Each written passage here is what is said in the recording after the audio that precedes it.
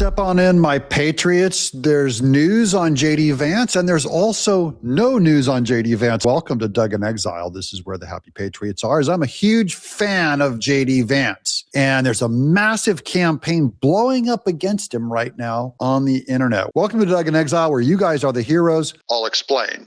I was born in a country fought by men better than me. Now we're in exile, time to make history. The news today is that Trump and JD Vance are launching an anti-fraud task force today to root out fraud. Cue the Democrats in complete meltdown because they fought for Doge so hard against it. They didn't want Elon Musk's Doge to work because they're the ones benefiting from the fraud. Every single time, the money is going to a Democrat. Here's Caroline Levitt with the announcement.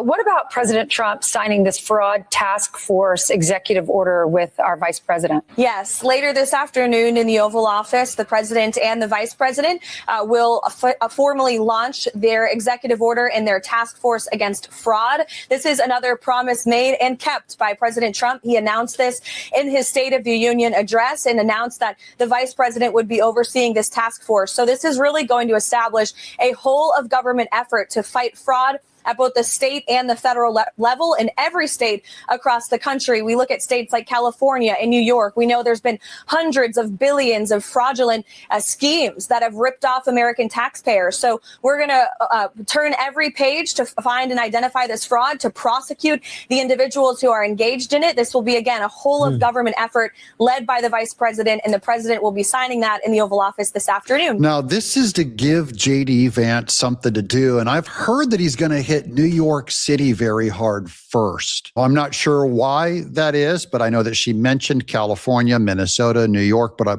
rumors are he's going after New York pretty heavy. This is, I believe, Trump giving him something to do because JD Vance is not directly involved in the war in Iraq. Now, a word from our sponsor, Chapter. You guys know I'm huge fans of Chapter because they have saved you over $1 million. This is where you compare every Medicare plan because chances are you're probably in the wrong Medicare plan. My callers call in. They save on average $1,500 a year. The number is 631-961-8696. Let's hear from one of you. Robin says, excellent coverage, Doug. You are a true patriot. Chapter directed me to the correct insurance. And I just want to give a shout out to Mike, who helped me so much. God bless you. And God bless to you too, Robin. I like hearing you guys be on a first name basis with your Chapter caller. They treat you like a human being. They're very kind to my audience. They save you lots of money. The call is free. I don't see the downside to this. Call 631-961-8696. My buddies at Chapter today. Okay, so this is what I mean by there's also fake news with JD Vance. This is very bizarre and troubling. This is by a guy named Funky Town. I've seen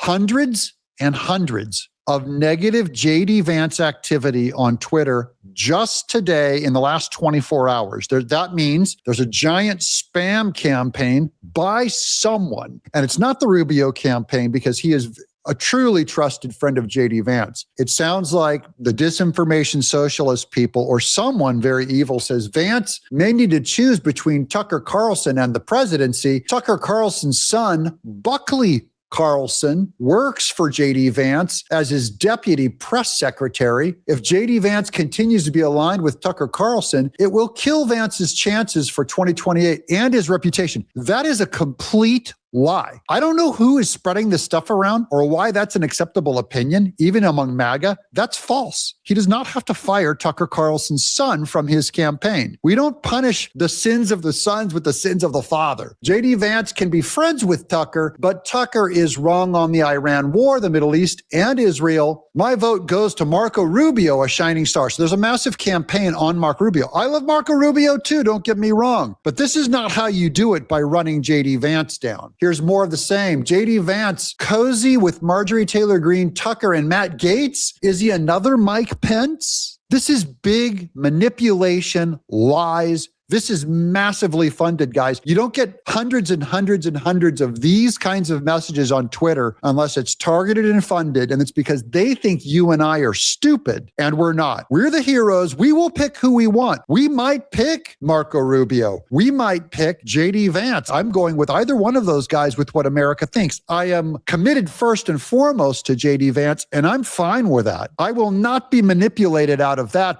certainly not by press lies. So even if these people think they're doing something good, they're liars. Okay, here's Clash Report. Republican donors are quietly discussing a potential draft Rubio movement for the 2028 presidential election as Secretary of State Marco Rubio's influence rises in Trump's second administration. This is spam by the Clash Report. This is fake news, bought and paid for. His high profile, especially during the Iran conflict, has boosted his standing with some GOP allies and even with Trump. This is Rubio, who has praised Rubio publicly and privately. Keep your fake news, guys. We are not buying this crap. The likely front runner of the 2028 remains Vice President JD Vance. Good. But some Republicans are beginning to question whether his nomination is inevitable. Again, I don't get why so much is coming out today. I don't believe it's true or organic, guys. Is JD Vance rooting for the Iran war to fail? Holy smokes, that's the New Republic. Recent reporting leaves little doubt. Trump's vice president thinks that if the war goes badly, it will help him secure the 2028 Republican nomination for president. That is the most false take. Absolutely dumb. Absolutely false. There will be no facts in this statement, guys. If you want to understand how Donald Trump is managing the Iran war, a glimpse of the president's recent public statements tells you what you need to know.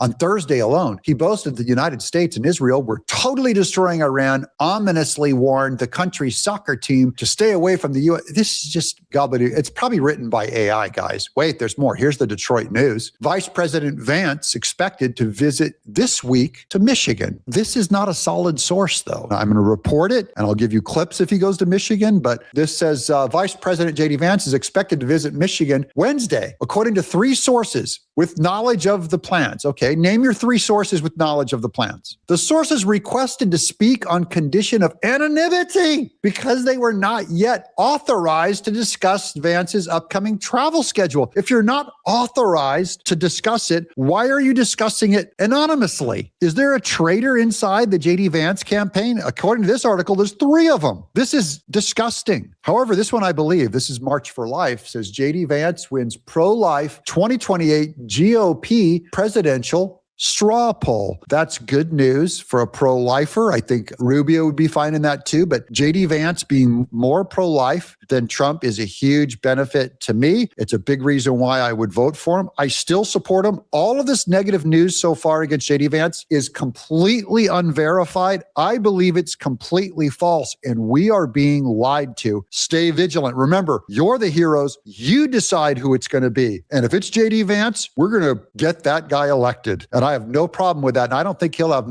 any problem with that too. But let me know who you want to be president. Don't forget to call chapter 631-961-8696. It's the first pinned comment. I'm Doug in Exile.